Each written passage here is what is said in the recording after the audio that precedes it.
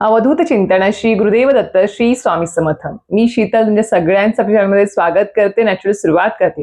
म्हणजे आपल्याला माहिती असेल की आता आपण काही दिवसांपासून आपण अधिक महिन्याची म्हणजे धोंड्याचा महिना, ज्याला मल मासारंभ किंवा पुरुषोत्तम मास देखील म्हटलं जातं, या महिन्यातील आपण ज्या काही विशिष्ट अशा गोष्टी आहेत ज्या करायच्या असतात, दान धर्म असेल किंवा काही सेवा असेल, त्याची आपण संपूर्ण माहिती आपण आता कंटिन्यू पाहतो आहोत.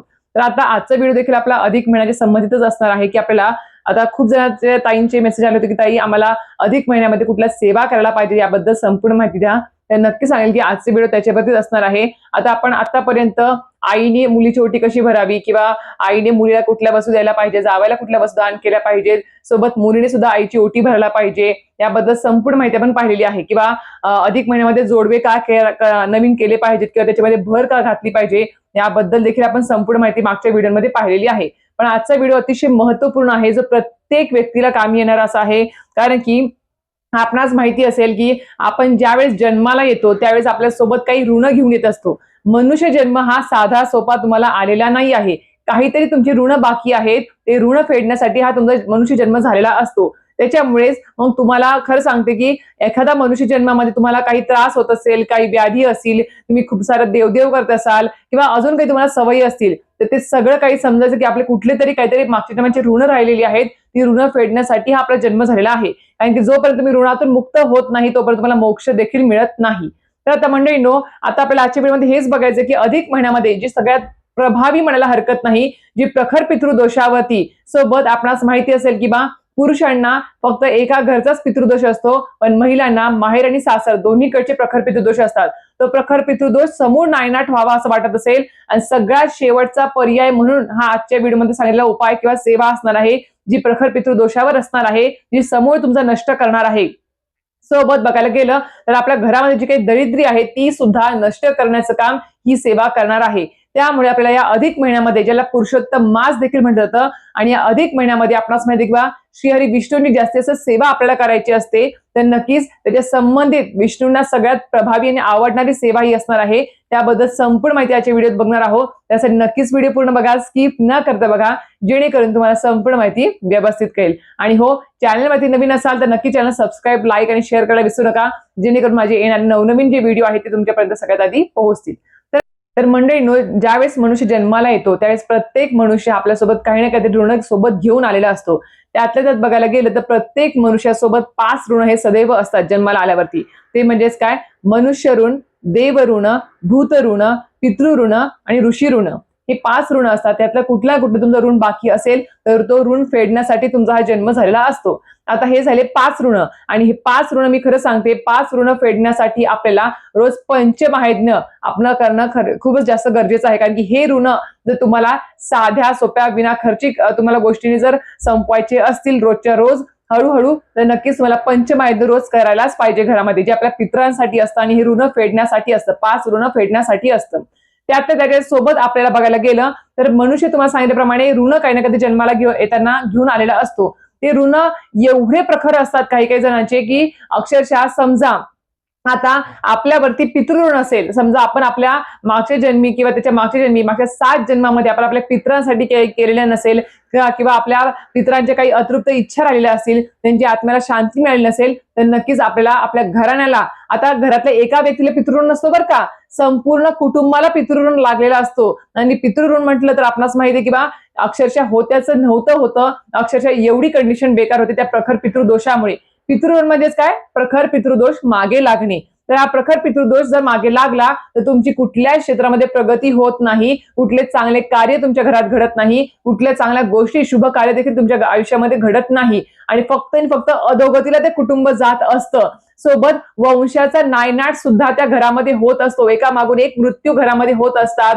संतती प्राप्ती घरामध्ये न होणे, शुभ कार्य न घडणे, मनासारख्या गोष्टी न घडणे, घरामध्ये सततचा आजार पण चालू आहे, एक झाली की एक व्यक्ती आजारी असते. सोबत बघायला तर घराची प्रगती होत नाही, घरात पैसा येतो आहे, लाख लाख रुपये येत आहे, पण ते घरात टिकत नाही आहे. शेवटी कर्ज डोक्यावरचं वाढत चाललेलं आहे. या सगळ्या ज्या गोष्टी घडतात, सोबत घरामध्ये कुणाचं कोणाशी न पटणे, घरामध्ये सततचं वादविवाद होणे, पौर्णिमा अमावस्या आली की जास्तीत जास्त एकमेकाला अक्षरशः खूप मोठ्या प्रमाणात त्रास होणे घरातल्या व्यक्तींना. हे जे काही असतं ना ते सगळं काही प्रखर पितृदोषामुळे घडत असतं. त्यामुळे प्रत्येक व्हिडिओमध्ये सांगत असतं की पंचमहायज्ञ रोज करत चला आणि वेळोवेळी अमावास्या असेल किंवा पितृपक्ष असेल त्यावेळेस आपल्या पित्रांसाठी दान धर्म अन्नदान सगळ्या गोष्टी हवन तर्पण सगळं करायला सुरुवात करा. आपोआप तुमची प्रगती होणार म्हणजे होणार. आता एक तुम्ही म्हणता की ताई कष्ट तर करावेच लागतात. हो कष्टाशिवाय पर्याय नाही. कष्ट हे प्रत्येकालाच करायचे आहेत. कष्टाशिवाय पर्याय नाही आहे. आणि मेहनत कष्ट आपण प्रत्येकाने करतोय. आम्ही करतोय, तुम्ही करतात, सगळेजण करत आहेत. पण त्या सोबतीला आपण जे म्हणतो ना की बा सगळं जर आपलं चांगलं असेल म्हणजेच काय आपलं आध्यात्मिक आपली जर शक्ती आपल्या सोबतीला असेल, सोबत आपल्या पितरांचा आशीर्वाद, कुलदेवतांचा आशीर्वाद, आपल्या गुरूंचा आशीर्वाद, इष्टदेवतांचा आशीर्वाद आपल्या सोबत जर असेल तर आपली ती प्रगती जी आहे ती अजून जास्त मोठ्या प्रमाणात होत असते आणि ती टिकून सुद्धा राहते. म्हणून सांगते की बा आपण आपल्या आयुष्यामध्ये जे काही मेहनत कष्ट करतो आहे त्याला अध्यात्माची जोड दिलीच पाहिजे, जेणेकरून त्या कष्टाच्या मेहनतीच्या पैशाला असेल किंवा जे काही आपल्या घरामध्ये येत आहे धन धान्य सुख समृद्धी ऐश्वर्य उत्तम आरोग्य किंवा मनाला शांतता जी लाभणार आहे ती फक्त अध्यात्मानेच लाभणार आहे. नाही तर करोडो रुपये कमवत आहात आणि मनाला शांतीच नाही आहे, शांत झोपच लागत नाही आहे, सगळं काही तुमचं आरोग्य बिघडलेलं आहे, घरामध्ये कोणाचं पटत नाही आहे, तर अशा वेळेस मला एक सांगा तो पैसा करोड रुपये काही कामाचा आहे का? काही सुद्धा कामाचा नाही आहे. सगळ्यात गरीब व्यक्ती ती म्हणायला हरकत नाही ज्याच्याकडे करोडो रुपये असून सुद्धा शांती नाही आहे, एक सुखी कुटुंब नसेल ते घरात ती सगळ्यात जगातील खरं सांगेल किंवा एक गरीब व्यक्ती असेल असं म्हणायला हरकत नाही. मग आता हा प्रखर पितृदोष जर आपल्याला दूर करायचा असेल तर या अधिक महिना आपणास माहिती आहे किंवा धोंड्याचा महिना जो आहे तर या महिन्यामध्ये जास्तीत जास्त आपल्याला सेवा नामस्मरण पारायण भरपूर काही गोष्टी करायच्या असतात, दान धर्म देखील करायचा असतो, जेणेकरून आपल्या जे काही आपल्या आयुष्यामध्ये काही वाईट गोष्टींचा आपल्याला त्रास होत असेल, काही अडचणी असेल, संकट असेल, काही ऋण असतील आपले मनुष्य ऋण, पितृ ऋण, देव ऋण, ऋषी ऋण, भूत ऋण, काही ना काही ऋण असेल ते ऋण सुद्धा फेडण्याचं काम या अधिक महिन्यामध्ये जास्तीत जास्त मोठ्या प्रमाणात होत असतं. कारण की आपण जर अधिक महिन्यामध्ये प्रखर पितृदोषावर सगळ्यात शेवटचा उपाय सांगितलेले आपल्या परमपूज्य गुरुमालिनी ती सेवा म्हणजेच काय संक्षिप्त श्रीमद भागवत ग्रंथ याचं पारण आपल्याला जास्तीत जास्त मोठ्या प्रमाणात आपल्याला या अधिक महिन्यामध्ये करायचं आहे.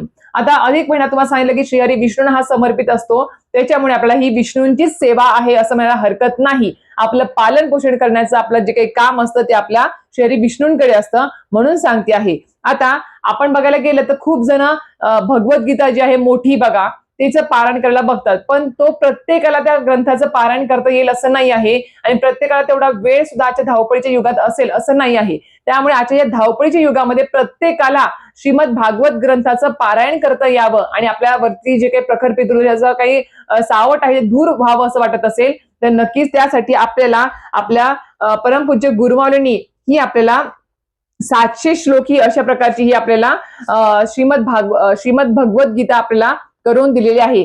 जी मेन ग्रंथ जो आहे भगवद्गीता त्याच्यामध्ये जो काही सारांश आहे ते सगळं काही ह्याच्यामध्ये आहे, काही सुद्धा वगळलेलं नाही आहे. याच्यामध्ये सगळं आहे, फक्त संक्षिप्त स्वरूपात दिलेलं आहे. त्याच्यामध्ये जास्त जरा प्रस्तावित सांगितलेलं आहे, अजून जास्त मोठ्या प्रमाणात सांगितलेलं आहे मोठ्या ग्रंथामध्ये. पण हा छोटा ग्रंथ जो आहे याच्यामध्ये सगळं काही सांगितलेलं आहे. सर्व त्या मोठ्या ग्रंथाचं पोथीचं याच्यामध्ये सारांश आहे, संक्षिप्त स्वरूपात सांगितलेलं आहे.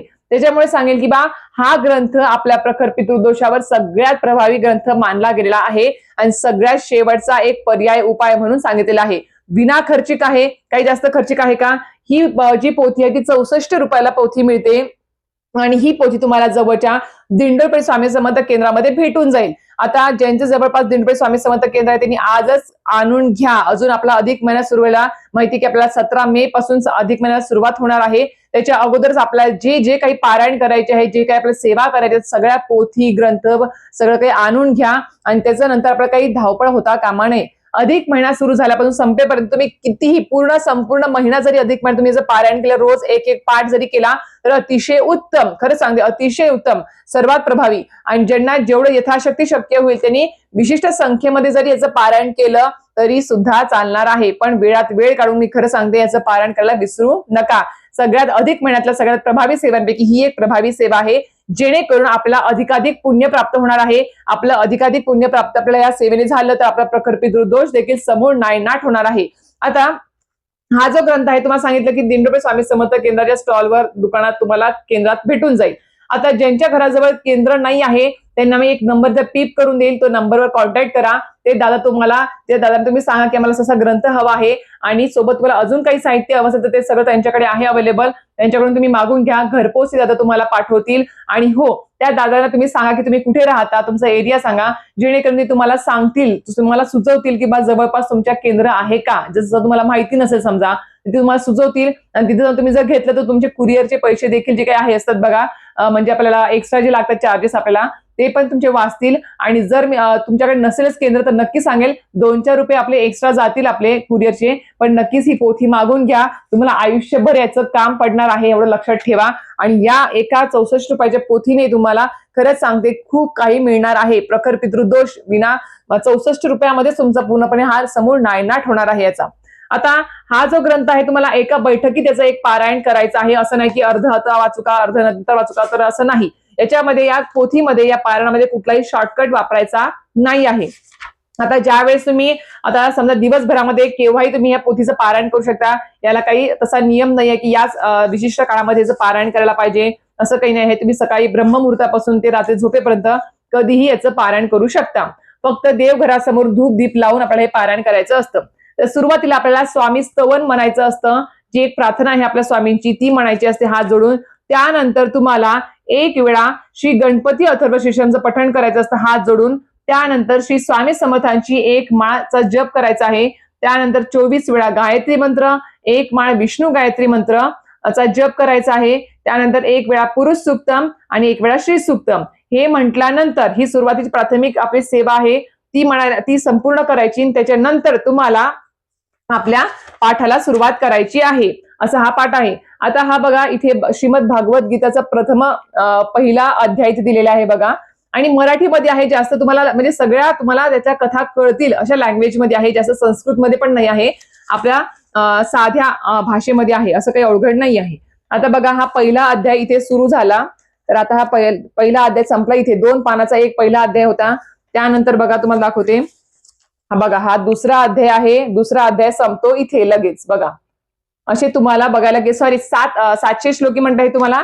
तर याच्यामध्ये टोटल बघायला गेले त्याच्यामध्ये 14 अध्याय आहेत. तुम्हाला शेवटचा अध्याय पण, याच्यामध्ये आरती पण आहे बघा शेवटी. हे बघा, तुमचा अध्याय 14वा वाचून झाला की याच्यानंतर शेवटी तुम्हाला फलश्रुती पण दिली आहे, ती तुम्हाला हात जोडून म्हणायची आहे.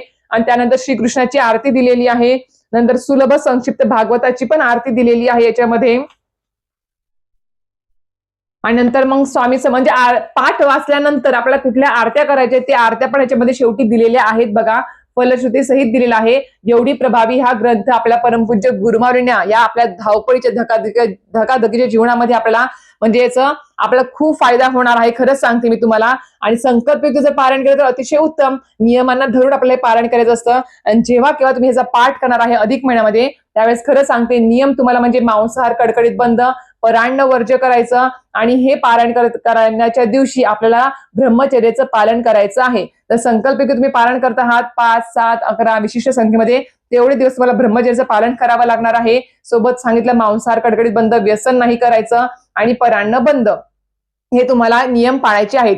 मासिक धर्म आला तर तुम्हाला संकल्पयुक्त पारायण करत असताना मासिक धर्म आला तर तेवढे दिवस थांबायचं 4-5 दिवस आणि परत कंटिन्यू करायचं. आणि संकल्पयुक्त पारायण करत असताना याचं जर मध्ये सुतक पिटाळ पडलं तर तुम्हाला थांबावं लागेल. सुतक पिटाळ फिटल्यानंतर परत तुम्हाला संकल्प सोडून परत पारायणाला सुरुवात करावी लागेल. आणि विना संकल्प जरी केलं तरी सुद्धा चालणार आहे. अधिक महिन्यामध्ये यथाशक्ती जेवढं तुम्हाला शक्य होईल तेवढ्या संख्येमध्ये याचं पारायण करा. वेळ भेटला तर मी खरं सांगते खूप जास्त प्रभावी आहे.